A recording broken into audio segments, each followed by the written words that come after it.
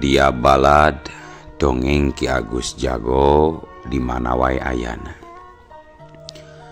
Alhamdulillah wa syukru ala ni'amillah. Kalayan diwuwuh ku Qobul anu maha agung, dibarengan ku pangijabah anu maha kawasa, diiring ku kadeudeuh ka Nyaah Gusti anu maha suci. Urang ayeuna dugi kadangat ayeuna masih keneh tiasa ditepang dangukeun deui dina acara anu matuh kamemet urang sadayana. Nyatana dina pagelaran dongeng Sunda jejer carita si Giwang. Ayeuna bagian anu ka 80 salapananya pamiarsa. Ieu dongeng mangrupikeun buah karyana Kang Rudiansah ti Palihan Garut. Kangge Kang Rudiansah ngahaturkeun rewu nuhun laksa ketik kabingahan. Rehna parantos ngintunkeun naskah sakaligus ngawidian mamang kangge medar ieu dongeng dina channel Dongeng Ki Agus Jago ieu. Atuh sumangga kanu teu acan subscribe, kantun subscribe heula, ngarah langkung pogot sareng langkung sumanget deui ka si mamangna dina enggoning medar ieu dongengna. Nging hilap di like di komennya nu saseueur-seueurna. Lainna naon, mamang mah sok bingah kitunya upami maosan komentar-komentar ti para wargi sadayana teh. Kalintang bingahna deui upami mah link video mamang ieu dipangeserkeun atanapi dipangbagikeun. Atuh ngarah teu nyangkolong tingkana waktos sumangga ayeuna mah urang lajengkeun deui dongeng si Giwang bagian anu ka 80 salapana. Kumaha salajengna sor cikopina betot simutna pagan heula tali kolorna bisi morosot merezel, morozol, uzel-uzelan di tengah jalan.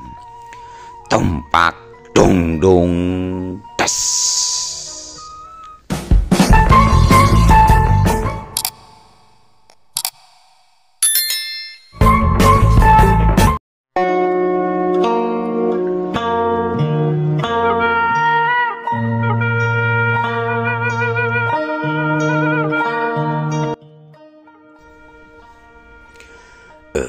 Hayu Giwang, ceu, hayu ayeuna urang mangkat.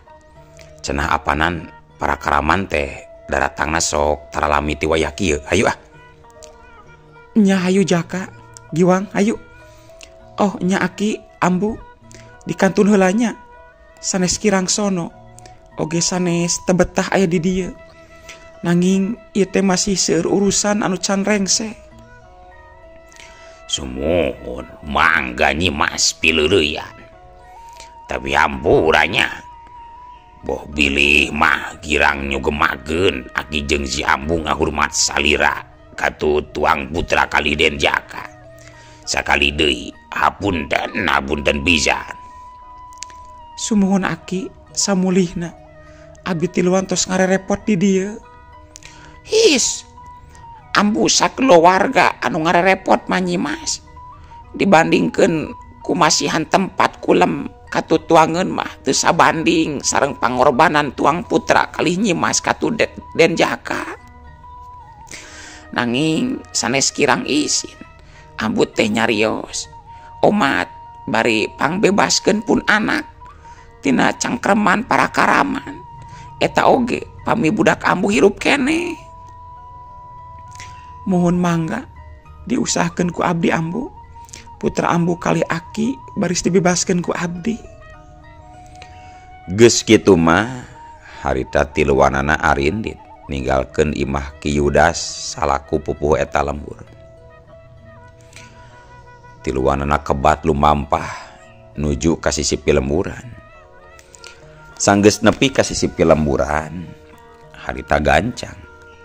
Tiluanana caricing di tempat anu buni tur poek kahalangan kuririmbunan teu gampang kaciri kitu wae ku jalma sejen anu lalar liwat. Mak, tah di dieu pisan uing jeung Kang Jaka tarung ngalawan para karaman teh mak. Oh di dieu. Lain mama jadi penasaran pugu Giwang. Kumasih rupana si Kicong Corang teh.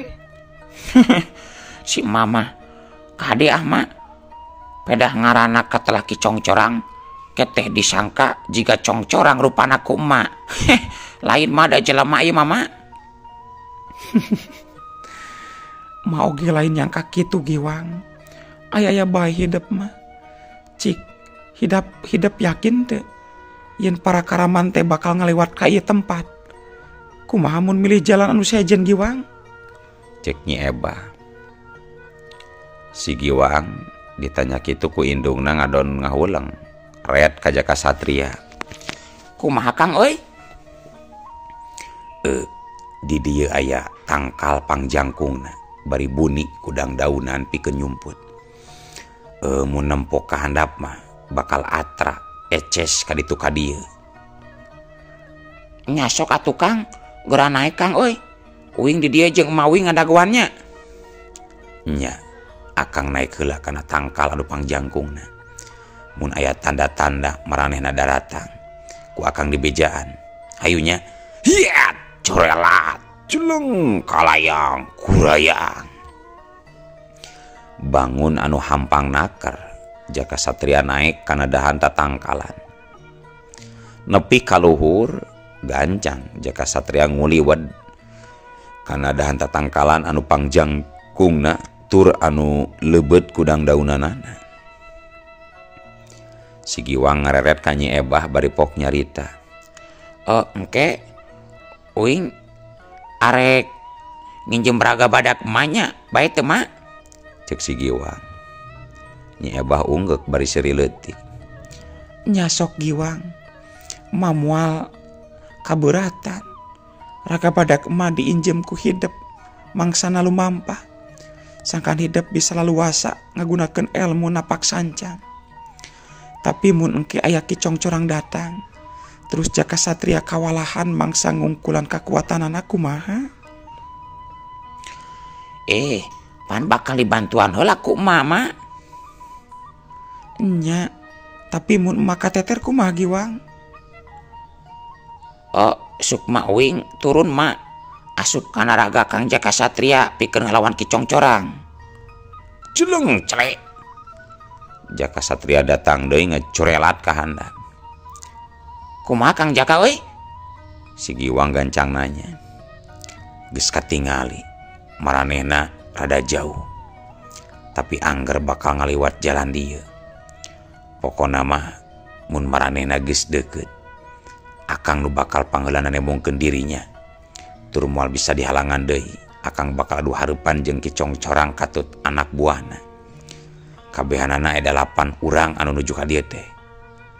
Cek Jaka Satria anu mibanda kaseuketan panon anu hebat bisa nempo kajauhnakeun. Teu bisa kitu Jaka. Ece kudu ngabantu. Teu imbang atuh hiji lawan 8 mah. Oh kitu. Ece bade maju nya mangga tuh ce. Mun kitu uing mah tukang nyumput naraga batur we nya. Jadi uing mah rek nyumput we ayeuna oge. Tiluan baradami cara gesan ngungkulan musuh. Heuleut sawatara waktu ti harita. Ngaliwatan kaseuketan pangdenge Jaka Satria jeung Nyi Ebah. Aya sora lengkah-lengkah suku jalma anu ngadeuketan ka eta tempat. Malah anu keur pating gerendeng oge kadenge jelas. Padahal jarakna oge kacida anggang kene. Awas euy. Si lain kabeh tong balanga deuleu. Kumaha kitu? Ki. Si lain tadi nyarita ka dewek. Cenah tarung jeung musuh teh di jalan itu tuh. Dewek bisa ngarasakeun di eta jalan anu bakal kaliwatan ku urang. Aya sabaraha pasang panon jalma keur ngawaskeun serta rek mapageun kadatangan urang sakabeh deuleu. Hati-hati euy. Batin Ki Congcorang memang seukeut bisa nyaho karena aya sabaraha pasang panon jalma anu ngawaskeun jeung mapag kana kadatanganana. Mere tanggara ka anak buahna sangkan waspada. Sing waspada euy. Ceuk Ki Congcorang, aya jalma keur ngawaskeun kadatangan urang cenah euy. Di antarana terus nyarita kepada baturna. Ayeuna mah geura lalugas pakarang masing-masing euy. Pikeun saya ga diri yang hareupan musuh deuleu. Ki Congcorang jiga nu geus bisa maca kana galagat anu bakal kajadian. Sedangkeun di tempat panyumputanana Jaka Satria sarua geus taki-taki. Sanajan marehanana mah lemor teu boga pakarang. Siap-siap ceuk. Musuh tos beuki deukeut tuh. Sarta jiga nama itu tuh gegedugna anu disebut Ki Congcorang teh beda dina rigigna oge ceuk. Bener pisan Jaka. Geuning musuh geus beuki deukeut. Sarta manehna bisa ngarasakeun oge aya anu ngawaskeun. Oh nya, Giwang. Majeng lacek hidup ayeuna rek nembongkeun dirinya ngadang musuh. Nya sok mah. Sanajan emak jeung Kang Jaka lemor, tapi tong gimbir ngungkulan musuh mah. Kajadian saterusna. Bareng jeung pating torojolna 8 urang karaman. Bari dina pinuh ku kawaspadaan.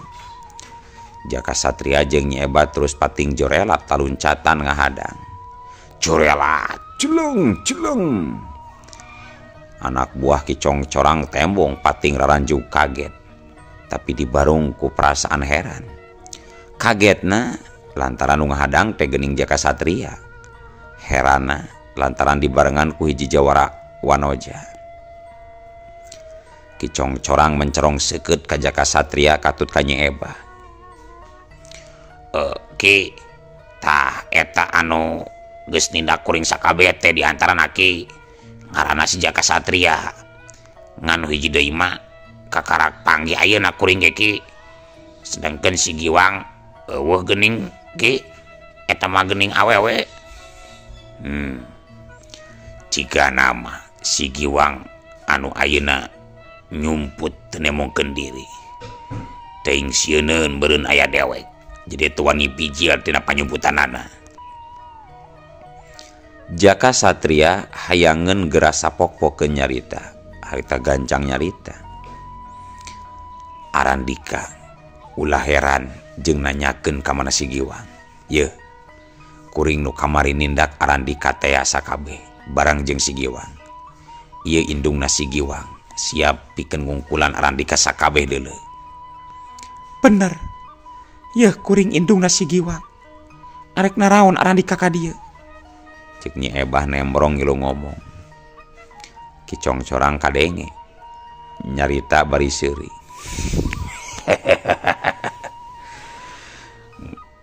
Nanyakeun atuh ka dewek. Saha kitu ngaran teh? Dewek oge moal pedit mere jawaban. Wanokeun ngaran dewek Ki Congcorang. Dewek nyaho. Si Giwang memang aya di tempat ieu. Mana titah keluar mangklukna deuleu. Oh, jadi Andika anu neulah Ki Congcorang teh nya. Arek naon nanyakeun si Giwang ari nyaho mah aya di dieu? Dewek urusan jeung Andika deuleu Nyai. Dewek kan ukur boga urusan jeung si Jaka Satria katut si Giwang deuleu. Kuring salaku nu jadi indung ti si Giwang. Jadi urusanana ayeuna mah bakal jeung kuring da sabab si Giwang mangrupakeun anak kuring. Ai, Nyai ulah nekat gitu deuleu. Ieu urusan lain perkara gampang sia. Jeung nyawa talwanana oge deuleu. Nangarti lain Nyai. Andika lawan kuring Ki Congcorang. Andika pasti hanjelu. Pedah teu bisa asup ka pilemburan ngaranjah jeung ngarampok. Ngarampasan harta banda warga. Teu beda ti kompeni Andika mah geuning kalakuan teh. Geus mindeng aya jago nu boga ngaran ngadonang tang ijen jajaten jeung dewek. akhirnya kumaha nasibna ngadon modar ku leungeun dewek. Lepaskeun wanoja anu dicurikan ku Andika Ki Congcorang. Eureunnan tindakan Andika anu teu patut dicontoh teh deuleu. Ki Congcorang rumenghap sarta ngareret ke anak buahna. Ulang ngajar dog we deuleu, serang we. Tapi anu bikang nama tong sina tatu lebar kulitna heug mulus pisan.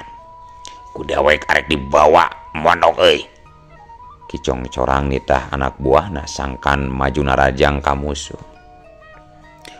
Teu talangke deui Curelat celeng.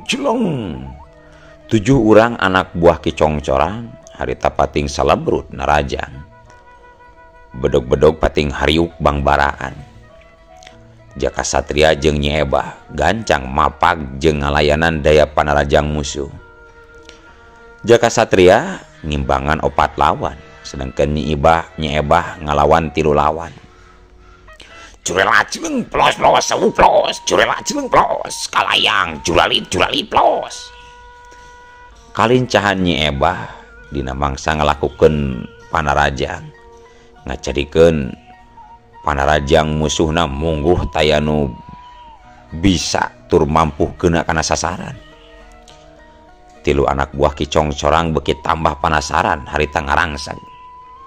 Nyi Ebah teu gimir diserang ku 3 lawan anu samagrang ku pakarang. Harita manehna ngadon loncat ka gigireun saurang lawanna bari ngalakukeun panarajang balesan dina daya panarajang anu mugu cepet. Meh teu bisa katuturkeun ku kaseuketan panon jalma biasa. Hiung sauk cekuplak deus alah. Anak buah Ki Congcorang ngagerok kaget jeung nyeri. Bari ditinggalkeun ku bedogna anu terus ngacleng jauhna keranan. 2 baturna teu tarima baladna jol ngagerok ku musuh. Rikat 2 nana ngalakukeun deui panarajang anu leuwih garang. Eta kajadian teh meh sawaktu jeung Jaka Satria anu dirangseg ku 4 lawan-lawanna. Tapi tetela Jaka Satria mampu ngawasa kaayaan. Celeng. Jaka Satria loncat ka luhur bari sukuna meta ngabagikeun panarajang kanu jadi musuh-musuhna. Hiung cebron celebet deus bangkiung dari deui. 4 lawan geus pating barang kieung ka tukang. Jaka Satria seuri. Nempo Jaka Satria ngadon seuri, sedangkan 4 anak buahna kabeh ngadon pating barang kieung ka tukang. Ki Congcorang ngagero ka anak buahna laju luncat. Mundur, cangkalak anu bikang ku siling sakabeh deuleu. Keun si Jaka Satria bagan dewek. Ya curelat, jeleng sewu kieu.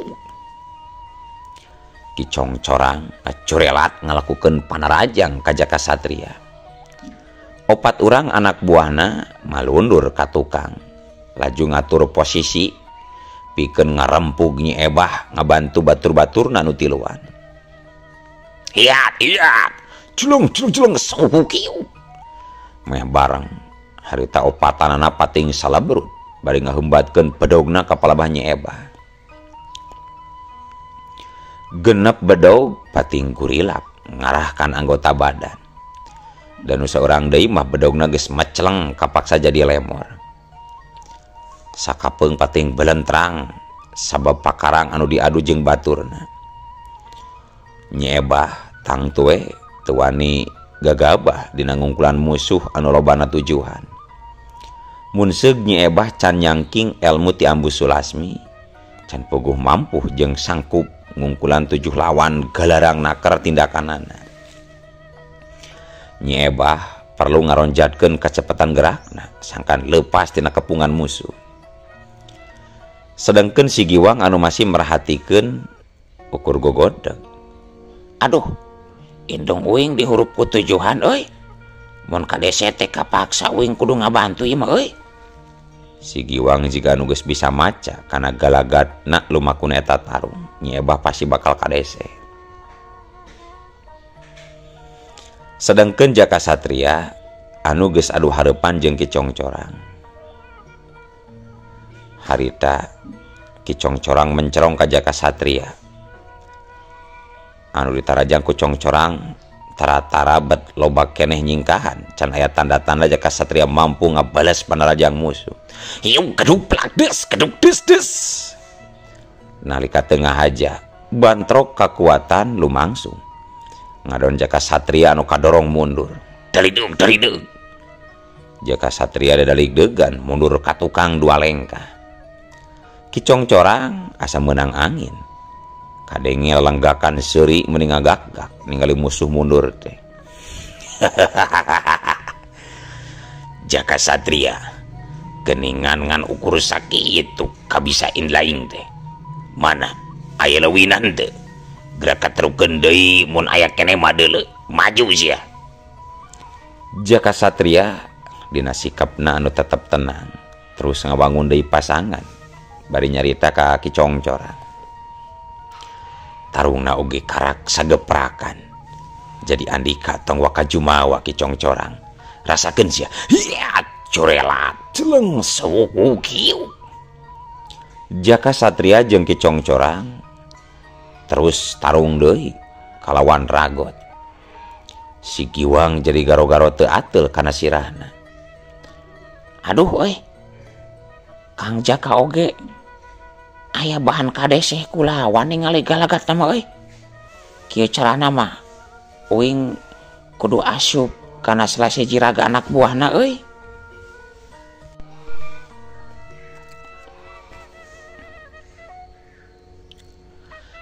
Cek si Giwang aya pikiran Sukmana rek asup kana raga anak buah Ki Congcorang. Mun nepikeun ka indungna katut Jaka Satria kadese ku pihak lawan. Memang teu heran mun Nyi Ebah ayeuna rada kawalahan yang hareupan kagarangan musuh. Sabab hiji lawan 7 mungguh teu imbang.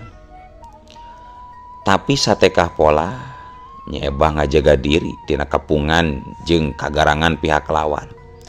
Kagunakeun kapinteran akal sangkan musuh jadi ngurangan. Harita bareng jeung datangna 2 pedog anu datang ti tukang jeung ti hareup. Kabeneran ti luhur lowong ngajadikeun pikeun Nyi Ebah aya lawang pikeun leupas tina kepungan musuh. Kajadian saterusna memang sajalan jeung kahayang Nyi Ebah. Seorang lawan di antarana jadi korban salah sasaran. 3 bedog terus brus-bres ngahujanan kana badana. Eta kajadian teh barang jeung awak Nyi Ebah ngacurelat ke tempat kosong. Hiya curelat jeleng jauh kolebat plos-plos ieu brus Anak buah Ki Congcorang anu kahujanan bedog balad-baladna tetela anu geus teu bogan bedog teh anu geus lemor.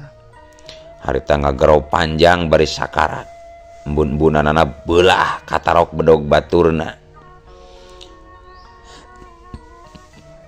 Batur-baturna langsung pating rarengkog ka tukang bari ngemu karuas. Setan eta balad-balad urang goblok euy. Aduh salah euy, dewek tengah aja euy. Ieu gara-gara si kurang ajar bikang lurus tunjung bau cungur. Kamana lompat cenah euy? Harita genep urang culang cileung neangan Nyi Ebah. Jengkang belang kosor kerejet. Anu tadi kahujanan bedog baladna terus ngabebengkang taya nyawaan. Itu euy serang itu hayu hiat. Meh bareng genepanana pating salebrut deui maju silih susul. Bedog-bedog pating kurilap. Tata gerakna beda jeung tadi, leuwih galarang jeung bayangan batan tadi. Siut berat. Ngaranjuk kaget Nyi Ebah dina waktu harita. Sabab baju lebah cangkengna kasabat soeh saeutik ku bedog lawan. Anu mubus meh teu kanyahoan datangna. Untung teu jeung kulitna atawah dagingna nu kabeunangan. Celeng. Nyi Ebah luncat ka tukang. Tapi lawan anu sejena nyarusul tepus ku panerjang susulan. Celeng. Nyi Ebah luncat deui ka tukang beuki jauh. Nyingkahan kepungan musuh. Tapi leupas ti eta kepungan anu sejena pating salaburut deui maju ngahuru.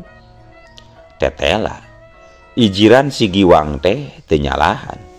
Indungna lambat laun bakal kadese nyawe jadi kanyataan. Red si Giwang ngareret ka Jaka Satria anu keur ngungkulan kagarangan Ki Congcorang sarua ngarasa kumaha garangna lawan. Des plak keduk des talidung bangjeung cerejeung. Waktu leungeun Jaka Satria bantrok deui jeung leungeun Ki Congcorang. Jaka Satria anu kadorong mundur beri muringis sabab tulang leungeunna mungguh linu jeung komper karasana. Atuh Ki Congcorang beuki gede hate terus nyebrut deui narajang kan jadi lawan. Jaka Satria sadar kana kayaan lawan. Langsung awatek ajian Raja Wali Sakti tata gerakna dirobah. Ngutamakeun kacepetan gerak jeung kakuatan leungeun. Jaka Satria bari ngalakukeun hiji gerakan di luar dugaan Ki Congcorang. Harita walikat katut tak-takna ka beunangan kuramoramo leungeun teas nobros ka jero. Ngan nalika beuheungna nu diarah, Ki Congcorang kaburu luncat ngajauhan lawan. Tapi sanajan ti kitu, Ki Congcorang teu buru ngaranjug kaget bari ngagero. Curela jeleng hiu beres jeleng celek.